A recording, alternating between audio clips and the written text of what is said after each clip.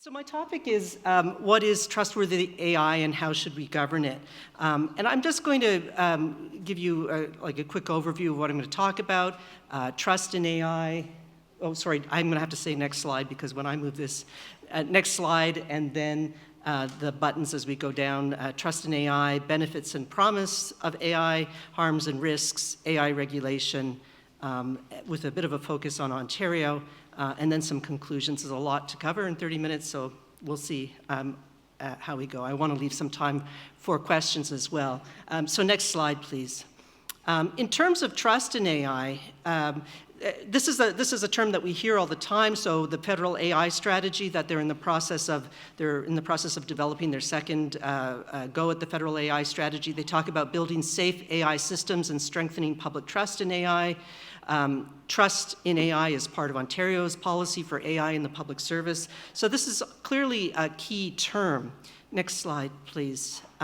Trust is seen as crucial to adoption and use of AI technologies. People aren't going to use them if they don't trust them. So trust is something that we have to develop. And the adoption and use of AI technologies, as we've been hearing today so far, is considered necessary to increase efficiency and productivity, to support the domestic AI industry and economy. And so this concept of trust is shorthand. It's an envelope for a cluster of principles, ethical and other principles, that is meant to shape how we develop and deploy AI technologies. Next slide, please. But overall, as Canadians, we don't trust AI. There have been a couple of surveys that have been done. KPMG does a survey in 2025 looking at trust and attitudes to use of AI globally, and found that Canada lags behind its peers in terms of AI, both AI trust and AI literacy. And on this slide, a couple of the numbers that are interesting to me. 79% of Canadians are concerned about the possible negative outcomes of AI. 92% are not aware of any laws that apply to AI in Canada. There actually are quite a lot of AI laws that apply to AI in Canada. There aren't a lot of new AI-specific laws, but many of our existing laws do apply to AI. And 75% of Canadians believe that AI regulation is needed. So I think those are some interesting numbers.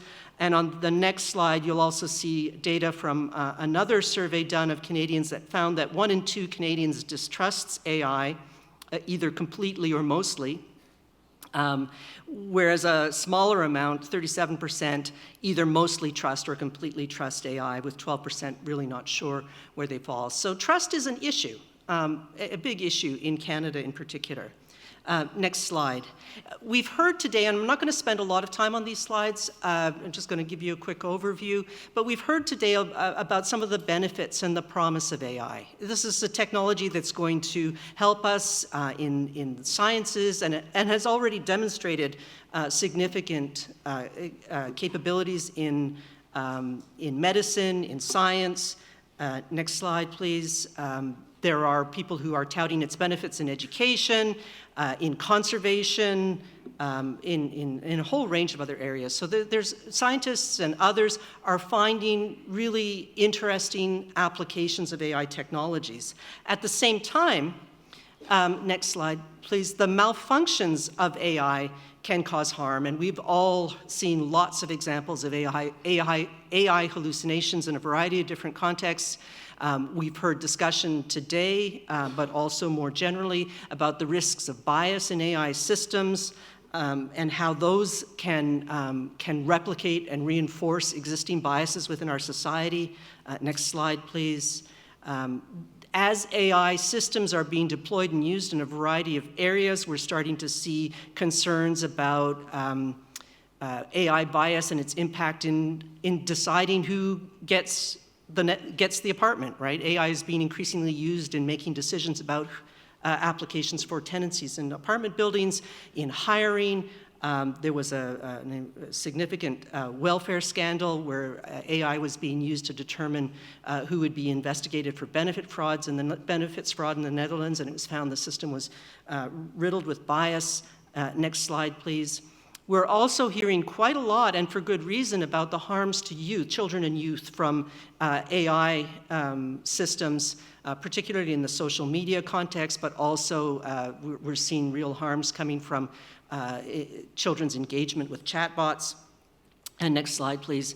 I'm sure you've all heard of concerns about the rise of AI fraud and scams being enhanced by AI. Now, the detection and monitoring and enforcement that comes of those, with respect to those fraud schemes, is also being assisted by AI. But at the same time, AI is really accelerating some of the criminal activity in these areas. We've heard about deepfakes and the incredible harm that they do and their proliferation. And so these are all issues that we're facing with AI. Next slide, please. There's also the intensification of surveillance. And that can be surveillance by governments, by police services, and it can be in the retail sector. And we're seeing lots of attempts to use facial recognition technologies, for example, in the retail sector more broadly. Next slide, please. Well, it's starting to sound like a litany of really bad things that we should be worried about. This is why Canadians don't maybe mostly trust AI. We hear a lot about these things. The spread of disinformation and propaganda through AI, disinformation, epistemic harms more generally as our knowledge, the knowledge that we have, becomes polluted with falsified information. Next slide, please. And then, of course, and we had some people asking questions about this, catastrophic risks of AI harm, threats to democracy, the use of AI in war settings, and the potential that has for increasing harm. And so there we go. That's why we don't trust AI. So next slide, please. So what's the role of government and governance in building trust? Well, regulation can do a lot of different things. It can require organizations to anticipate and to mitigate risks. So if you have AI regulation, then you're asking organizations, before they let something loose on the public, to have gone through a process of thinking about what the risks are, potential risks are of that system, and how they can act to mitigate or limit those risks. It can also discourage or prohibit more harmful activities. It can decide that certain activities simply aren't worth doing, aren't acceptable. It can create a set of common standards or best practices, so you can have regulation that says, if you are designing systems for these purposes, here are the standards that you should follow in the development of those systems, so that they are up to code, so to speak. It can ensure transparency, oversight, and accountability. So regulation can impose transparency requirements. It can require a human in the loop, or it can require that there be a person that the public can contact to make complaints or raise concerns or issues. It can provide for different kinds and levels of recourse. So regulation can do a whole range of different things that can assist in the building of trust in AI and ensure that systems are safer and more accountable. Next slide, please. One of the things that we see is the trope that regulation stifles innovation. And this is very common now. We hear this all the time, that, well, if you regulate, you're going to stifle innovation. We're in a period where we need to be innovating like crazy, and so it's too soon to regulate, and regulation gets in the way. What this misses, and what some innovators will say as well, is that regulation done properly can stimulate and support innovation. There are many innovators who don't want to go rushing madly off, innovating in a certain direction with the potential that future regulation is going to stop them short or get in the way. It's much better to know what the boundaries are and what the parameters are that should shape your innovation, for example. And regulation can also, through ensuring harmonization with other jurisdictions, for example, ease that ability to enter other markets. There's all kinds of ways in which innovation can be supported by regulation. So we have to be careful of that trope. Next slide, please. That said, the landscape for AI regulation in Canada has shifted in Canada and shifted worldwide after January 20th, 2025. And this is because of what happened in the United States, and which is impacting all of our lives right now in a variety of different ways, not just in relation to AI. The United States shifted its position and approach to AI quite significantly in January 2025. I've given you the image on the slide is from the President Trump's first directive, executive order on AI, which was titled Removing Barriers to American Leadership in Artificial Intelligence. The goal in the US is to dominate the AI industry, and to do that through opening things up and not regulating. If that happens, of course, and that has happened, it makes it more difficult for Canada to regulate, because of how closely tied the Canadian and US markets are, because if Canadian innovators have to comply with regulation, but those south of the border don't, well, it's, as we all know, it's a short drive to that border and an easy flow of both capital and brainpower south of the border. And so this is something that, as Canadians, we have to be concerned about, the deregulation, essentially. And I've put here that there's a new draft executive order that might preempt existing state regulations. So we know that California and Colorado and many other states have been bringing in their own AI regulation, but the federal government in the US is looking at ways to preempt that regulation, basically make it ineffective and unenforceable in the United States. So this is an issue for Canada. Next slide, please. There are also changing priorities for Canada. The new federal government that we have in place right now is interested in promoting AI adoption across the public and private sectors. They've talked about building trust in AI. They want to support domestic AI research and innovation. They are also interested in addressing digital and data sovereignty issues, building sovereign compute power in Canada. These are all very clearly part of the government's agenda. Next slide, please. And so we saw in the last federal budget money to boost Canadian AI and quantum computing, a strategy for AI adoption across the public service. And these are the goals of the current government. And within all of that and talk of all of that, there's very little talk about AI regulation. Next slide, please. We did have an AI and Data Act, which was introduced as part of Bill C-27 in June of 2022. That bill lingered on for some time, but died on the order paper when the election was called in January of 2025. Right now, the word on the street in Ottawa is that we're not going to see that bill again. It's not coming back. Now, it was controversial, and there were challenges to it, but the government seems to have no real appetite to do that kind of legislation again for the time being. Next slide, please.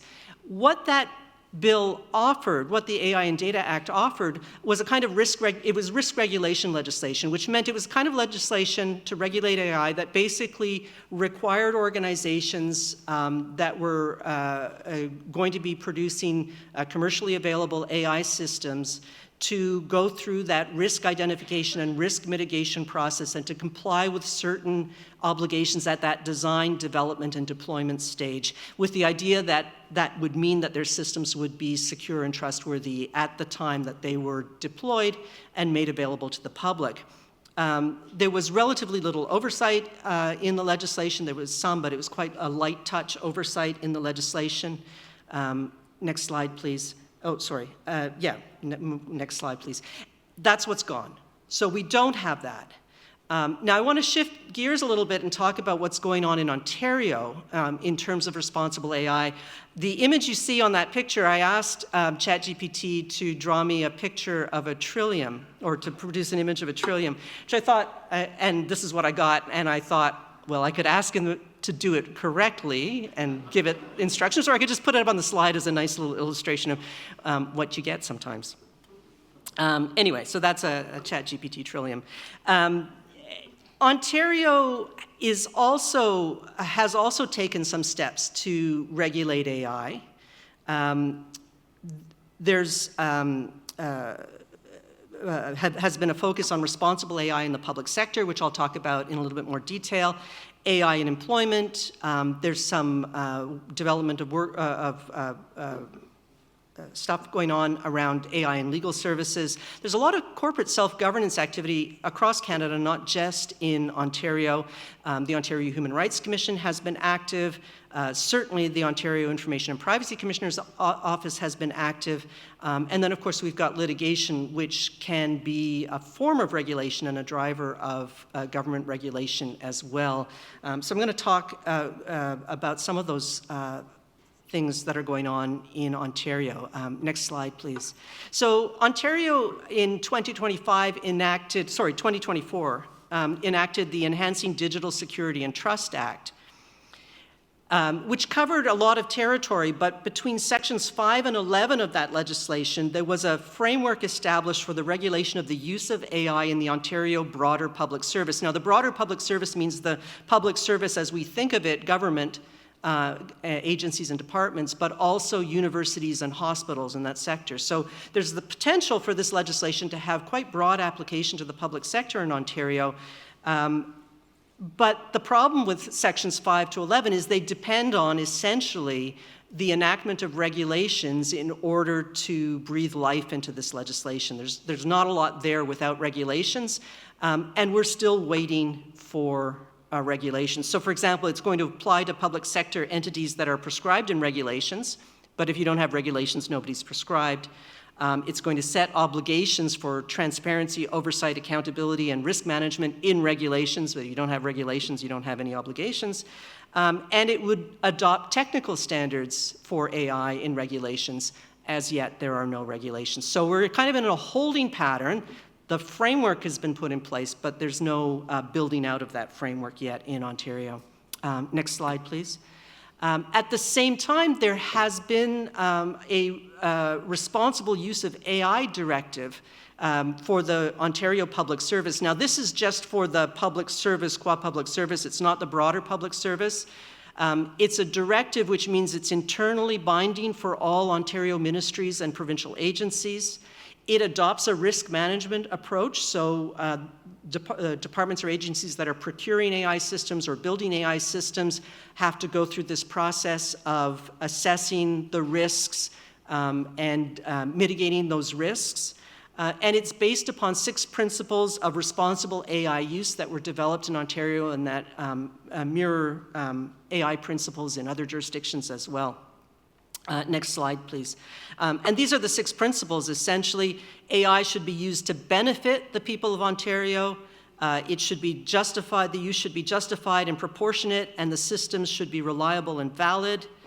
It should be used in a safe, secure, and privacy-protective way. It should be human rights affirming and non-discriminatory.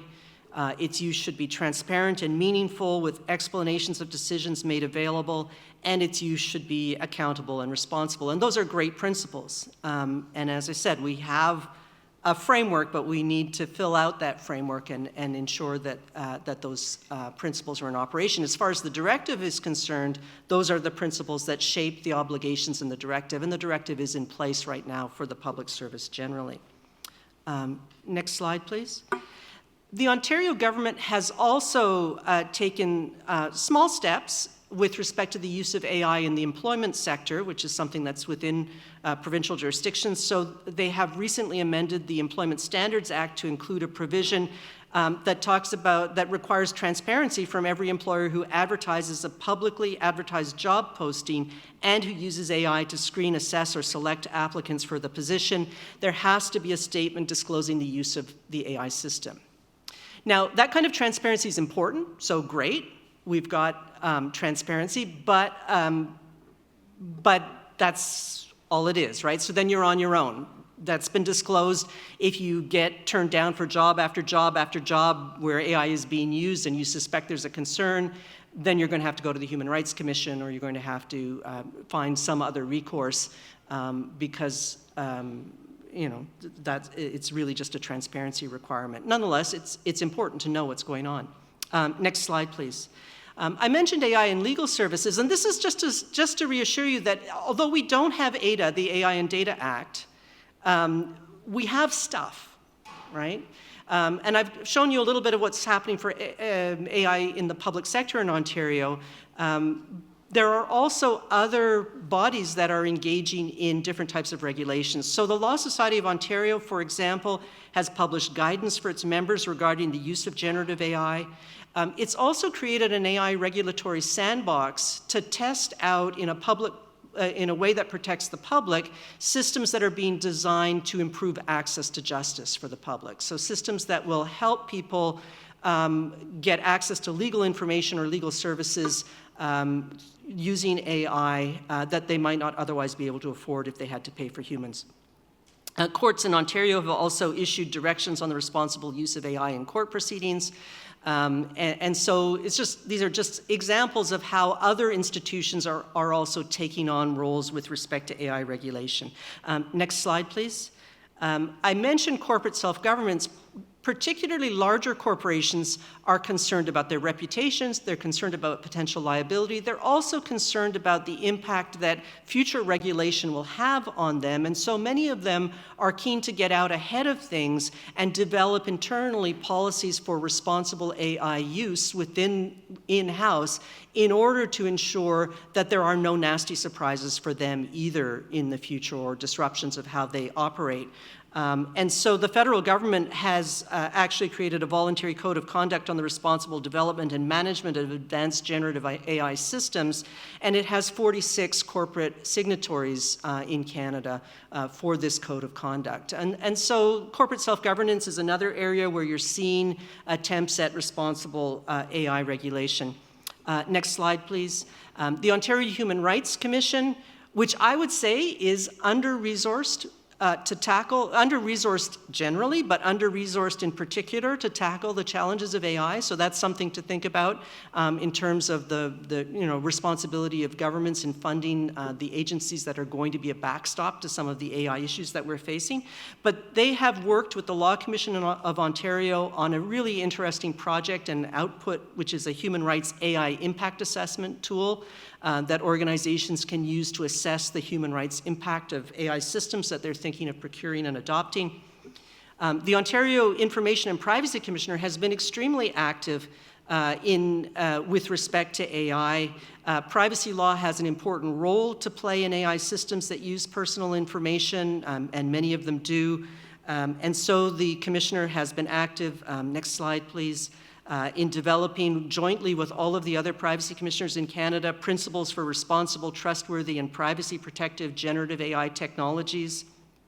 The Ontario Commissioner has developed a facial recognition and mugshot database guidance for police in Ontario because they are using facial recognition technologies with respect to mugshot databases.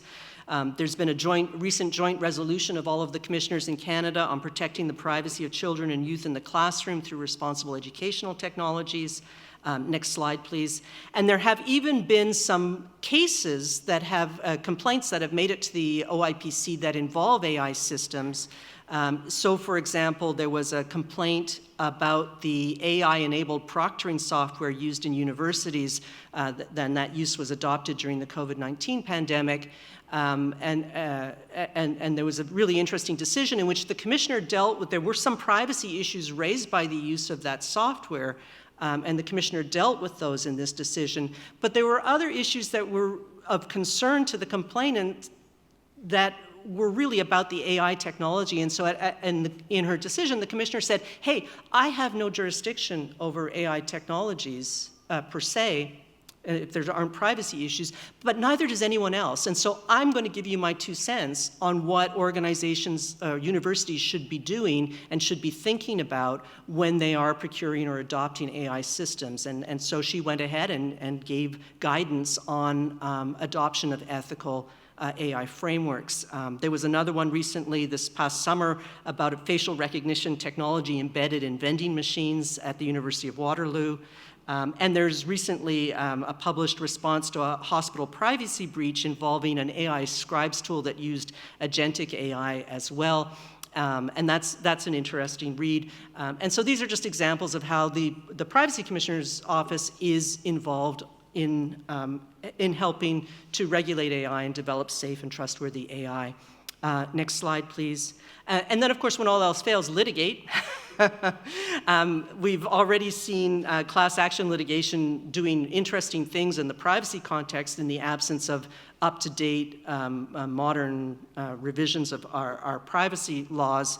The threat of litigation or class action lawsuits can create incentives for private sector self-governance.